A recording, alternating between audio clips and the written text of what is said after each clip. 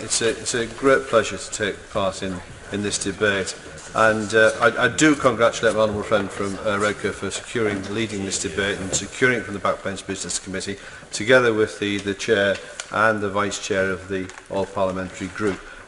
It's a privilege to follow such passionate speeches. Clearly, this is a matter that affects the entire country, but if honourable members from Scotland and from South Wales and from Scunthorpe and elsewhere would forgive me, I do wish to focus my remarks upon Teesside. May I just say, in the context of what my honourable friend from Middlesbrough South and East Cleveland said concerning the Minister of the Northern Powerhouse, I was a little bit reluctant to be too critical, listening to what the honourable member opposite said about ministers being busy, and they are, and we forget that, and of course people could be ill. There's all manner of reasons why people can't be here, but when I hear of a tweet being sent to say that his Teesside colleagues are here in this chamber showboating, I think it's an absolute disgrace, and it's about time that minister grew up and started to pay attention to some of the serious issues that affect his constituents in this way they affect mine and my honourable friends from Teesside. I will indeed. Right. I am reluctant, Mr Deputy Speaker, to do this, but I do think it is important to know what has been said during the course of this debate.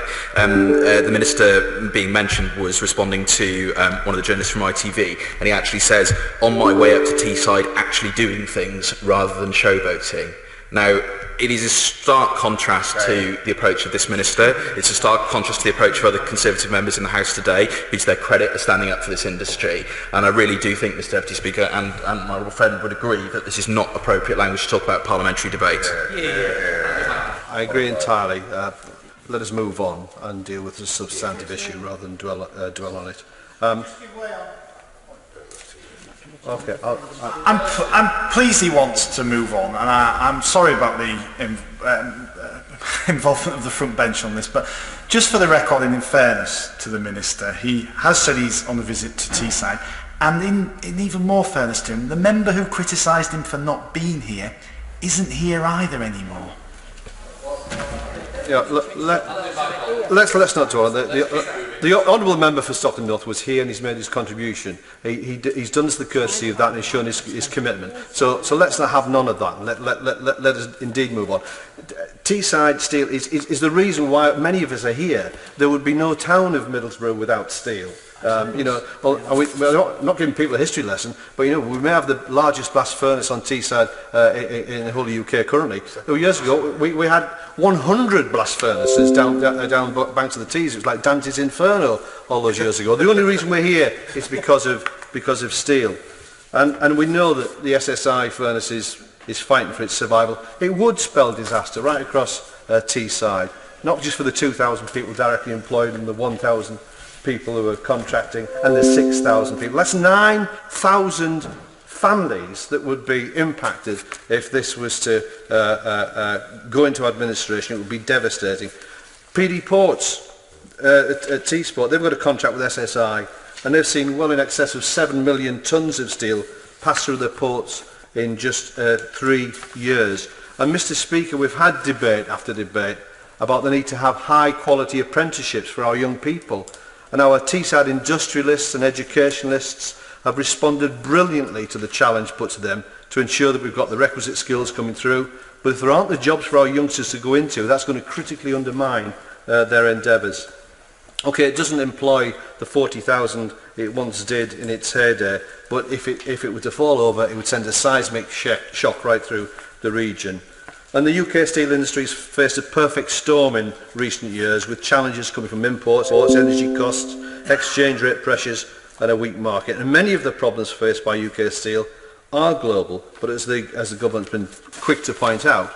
But it's important to note that steel industries of some of our European counterparts are not facing the same cost pressures and are more readily able to access state aid because of the alternative policy choices made by their governments. So we're here today to demand that the government makes different policy decisions so that our steelworks are not consigned to the history books and will continue to play a vital role in the UK industry for years to come. In terms of assisting with energy costs, the steel industry can't wait for state aid clearance. The government must feed through 100% of the energy-intensive industry compensation package now. Other countries have secured clearance retrospectively. So should we.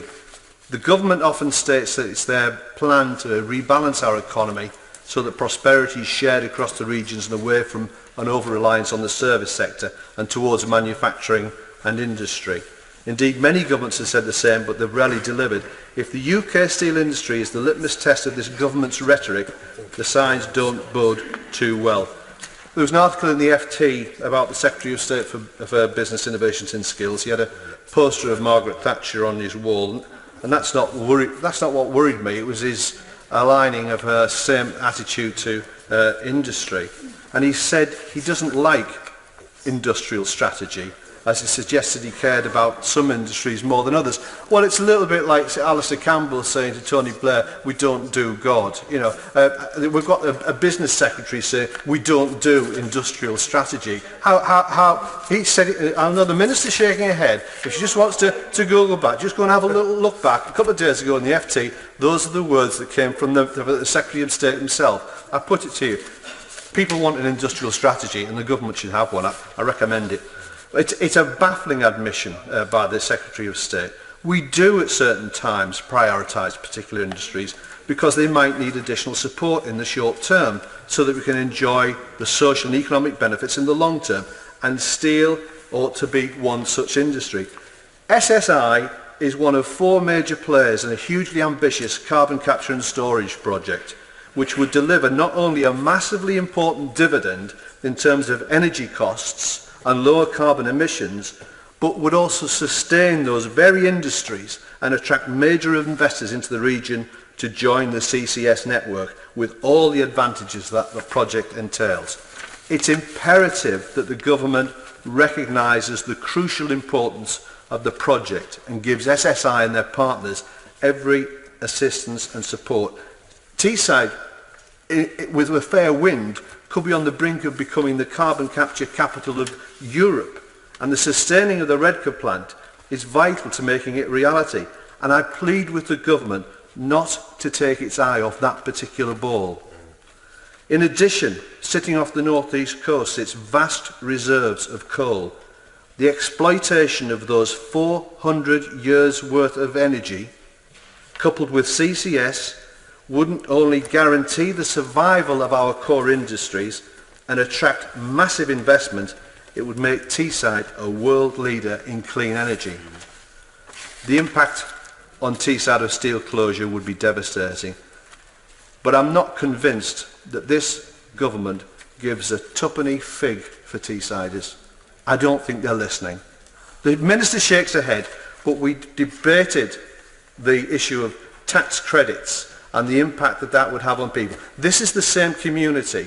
The Minister has got families that are dependent upon tax credits, 37%. It's 81% in my constituency. If this happens, the impact, the cumulative impact, will be devastating to an entire community. That's what's at stake. And I hope the Minister would take those comments seriously. I won't dwell on them. I wanted to say more about that particular issue, but I know there are other members who want to speak. But I do mention this, Mr Deputy Speaker, because in my constituency, which so heavily depends on good jobs in the steel industry, there's a backdrop of great need.